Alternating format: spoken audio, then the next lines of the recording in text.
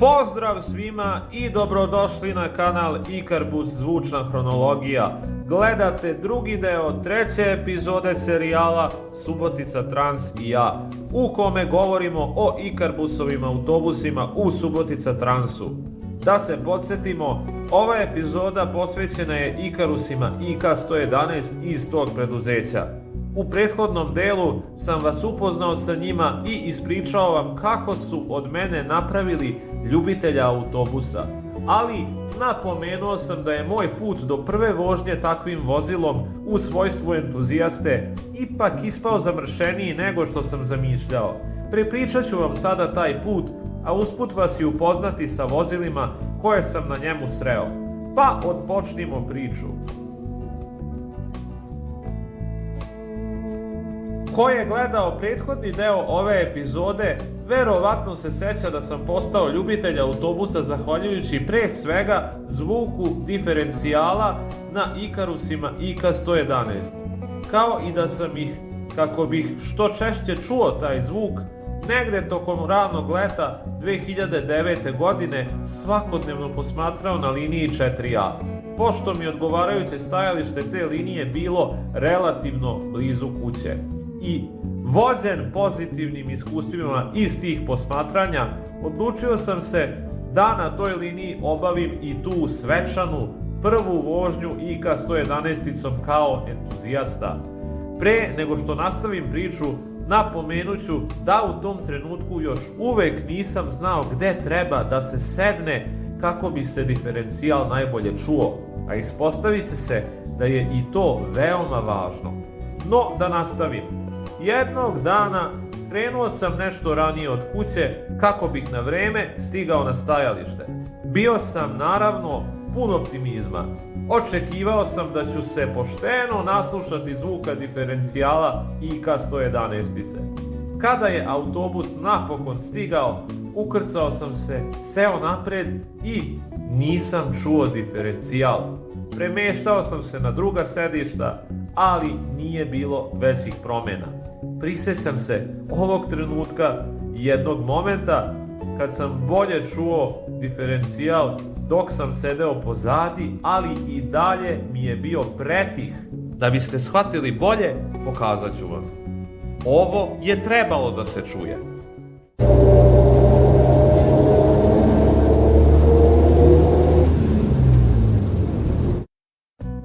Čulo se ovo. Mislim da ćete razliku čuti i vi.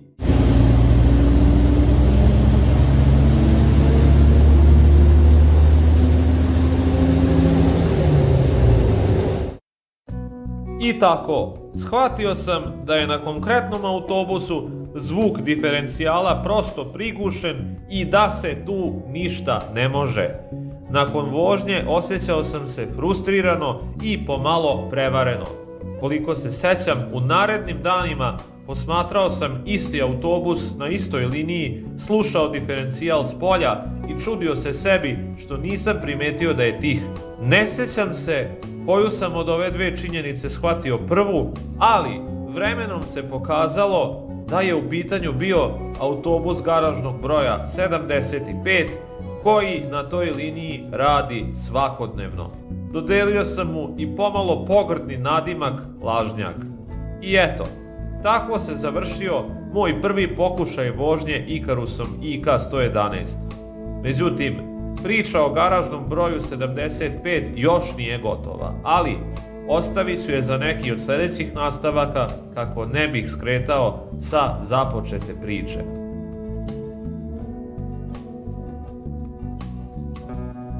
Pošto sam i nakon manjeg razočarenja nastavio da posmatram IK111 na liniji 4A, primetio sam da poslednji večernji krug na toj liniji ipak ne obavlja garažni broj 75, već da svako veče dolazi drugi autobus. Tu sam i video priliku da uhvatim IK111 sa zdravim zvukom pogonske osovine.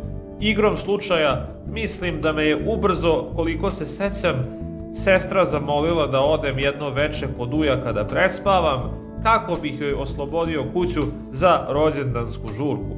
Naravno, odmah sam pristao. Ali opet mi se desio peh. A kakav? Evo, poslušajte.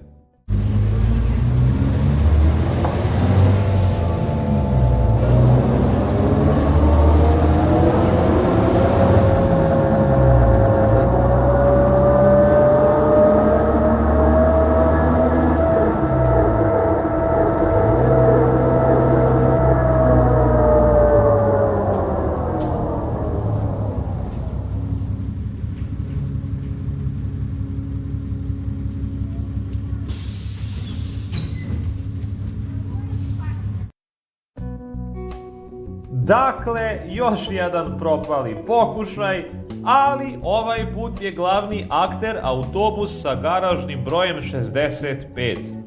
Dugo je vozio sa ovim problemom, sve dok ga jedno jutro nije udario drugi autobus u garaži. Nakon te nezgode dobio je dvodelni prednji vetrobran, ali desilo se i još nešto. Kad sam se provozao s njim nakon te popravke, buka je nestala, ali zvuk diferencijala i dalje nije bio onakav kakav bi trebalo da bude, pa je to zvučalo ovako.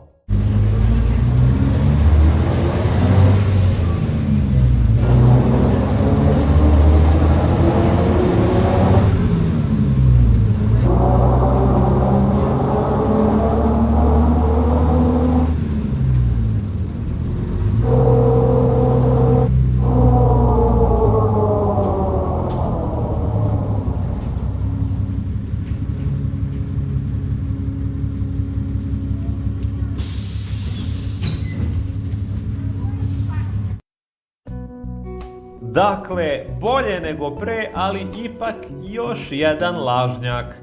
Ovaj autobus kasnije je dobio i novu kolor šemu, uprkos tome što je, bar meni, limarija izgledala zdravo dok je bio plav. Ova fotografija je, čini se, nastala nakon što je već prošlo izvesno vreme od farbanja u belo. Autobus je rashodovan 2019. godine nakon učestvovanja u saobraćajnoj nezgodi. Starija žena se našla između vrata autobusa koja su je zatvorila, te je ona pala ispod vozila.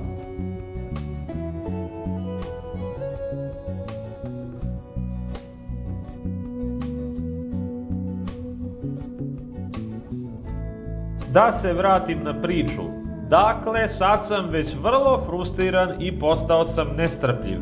Nisam siguran, ali mislim da sam pokušao i da se vratim kući linijom 4A nakon tog ostanka kod ujaka, ali da to veče nije ni radio IK-111 na toj liniji. A onda sam jednog dana odlučio, dosta mi je linije 4A. Ako se ne varam, već i pre polaska od kuće izabrao sam liniju 16 za svoj novi pokušaj lovljenja IK-111. Pitao sam majku za dozvolu da idem u grad i krenuo. Stigao sam na stajalište linije 16 i čekao. Dve stvari su mi odmah išle u prilog kada se autobus pojavio. Jeste bio IK-111, ali ni jedan od prethodna dva.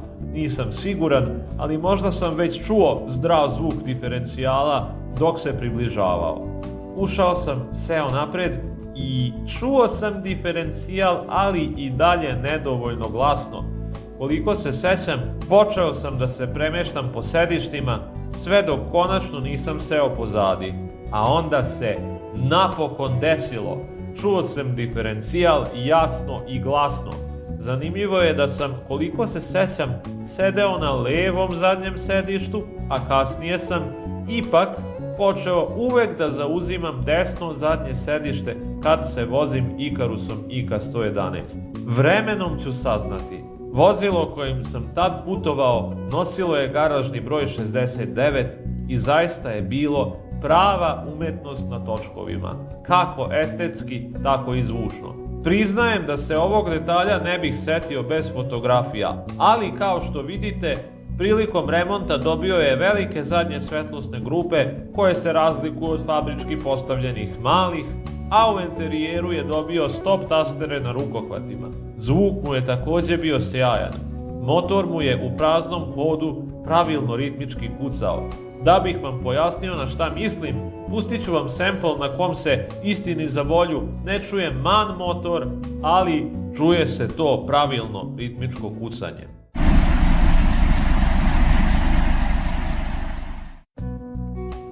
Slično je radio i 69 u praznom hodu.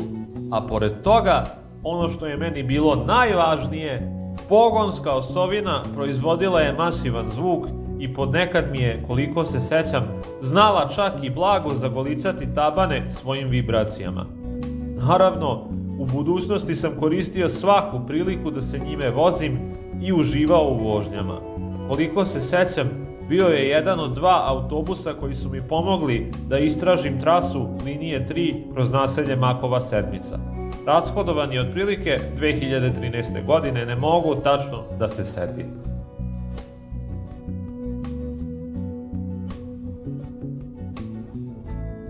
Dakle, napokon sam uspeo, provozao sam se i ka 111-icom i čuo pogonsku osovinu Raba 018.15 u sjajnoj varijanti.